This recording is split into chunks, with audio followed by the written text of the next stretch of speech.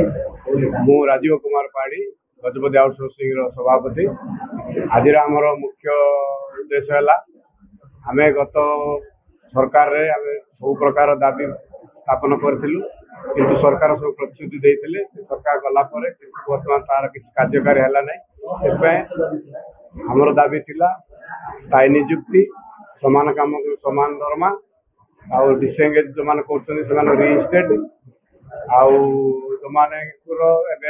दुईटा सरकार ये कर जोटा कि कंट्राक्चुअल आउटसोर्सिंग दी भाग कर दूसरा को सामान करेंगे से दाबी थी किंतु ए वर्ष आमर राज्य सरकार राज्य नेतृमंडली 20 अगस्त रे गोटे प्रेसमिट देते से तीनो आंदोलन रखा तीनो दाबी आम रखा से दाबी प्रथम दाबी हूँ जो मैंने आम डिसएंगेज होती रिइंस्टेट हम आउ जो मैंने एबे आमर दीटा ये जोटा कि आउटसोर्सिंग आउ डेली वेजेस बोली भाग कर समान करेंगे समान नदिया करेंगे आउ गोटे हूँ रेगुलाराइज ये तीनो दाबी नहीं आम आसचु आमर प्रत्येक राज्य में आंदोलन ये हूँ प्रेसमिट होम चली आपण मान जरिया आम माननीय मुख्यमंत्री को जनाऊँ जे आमर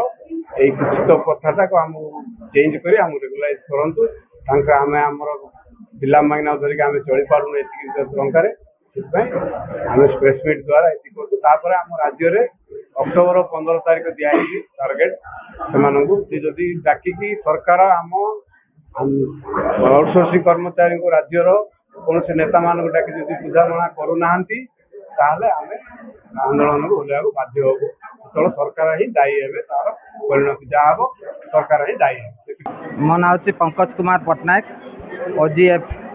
गजपति आउटसोर्सिंग सेक्रेटरी। आम आर वर्ष भी स्ट्राइक करूँ आमर विभिन्न दाबी थिला जो माननीय मुख्यमंत्री थे नवीन पट्टनायक आम पीएमजी छक 4 दिन स्ट्राइक करूँ सरकार आमर स्ट्राइक देखिकी आमको डाकिकी समाधान करते जोटा कि आम जॉब सिक्यूरीटी देते 25% जो मानकर 5 years 10 years से 25% भी देते। बर्तमान सरकार जहाँ पंथा आम करते बर्तमान ए सरकार पाखे से कार्य पेंडिंग रही अच्छी तेणु आमर ए पर्यंत 3टा मुख्य दाबी रही। प्रथम दाबी हूँ जो मैंने छटई होती पूर्वतन सरकार थिबा समय बहुत विभाग भाई मानक छटई करा जो मैंने कि 10 वर्ष 15 वर्ष काम करुले फैमिली चलुले सरकार को नंबर 1 कर विभिन्न कार्यता कोविड समय कहतु जो समय भी मेडिकल स्टाफ विभिन्न स्टाफ सरकार विभिन्न योजना करी सरकार को नंबर 1 करते से भाई मानक छटई करा से पुनर्निजुक्ति देवाई आम बारंबार सरकार पाखे लेटर माध्यम जनईचु। आज्ञा आप मीडिया भाई को प्रथम नमस्कार। आपण मान जरिया आम सरकार को एति नवेदन करुचे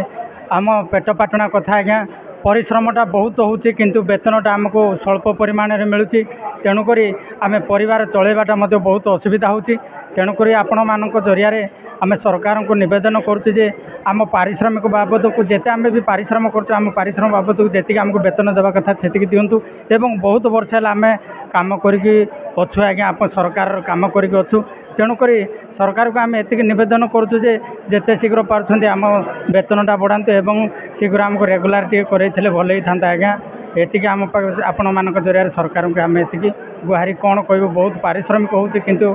अर्थ को देला बेले संकुचित भाव में दौरान आम मुख्यमंत्री को अनुरोध करूँ आम स्थायी नियुक्ति करा जाऊ आउ जो कोर्ट रे आमर हाईकोर्ट रे माननीय विचारपति आमको कहते समान काम को समान दरमा दि जाऊ या दवापाई आम विनोद करूँ जदि यही कार्यक्रम को आमर सफल न करेंगे आमर पेट पाटना सुख दुख न बुझे सरकार निश्चित भाव में आम आंदोलन पंथा ग्रहण करूँ समय निर्धारण कराई जोटा कि आम राज्य स्तर आमर कमिटी से अक्टोबर 15 तारीख पर्यंत देते जदि से भितर सरकार कौन से आमपाई दृष्टि आकर्षण न हे आमपाई किसी न करे निश्चित में आमर भविष्य आम आंदोलन पथा ग्रहण करूँ। सर मो ना युधिष्ठिर नायक मोहना तहसिल अमीन मोहना तहसिल 2 गोटी अमीन एवं गुमा तहसिल गोटी अमीन 3टा अमीन आम 2018 काम कलापर आम किसी दरमा पत्र पाइलु किंतु अचानक भाव आमर सालारी आउ जॉबटा पोस्टपोन कर रखिले जहाँकि माननीय जिलापाल 2,86,000 टंका दरमा पाइबा निमंते मध्य से ऑलरेडी चिट्ठी भी करिसंती किंतु आज पर्यंत बिना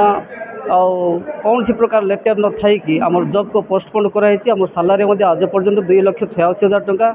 पेंडिंग अच्छी जद्वारा आपण मान माध्यम माननीय सरकार को आम अनुरोध करुचु आमर स्थगित थिबा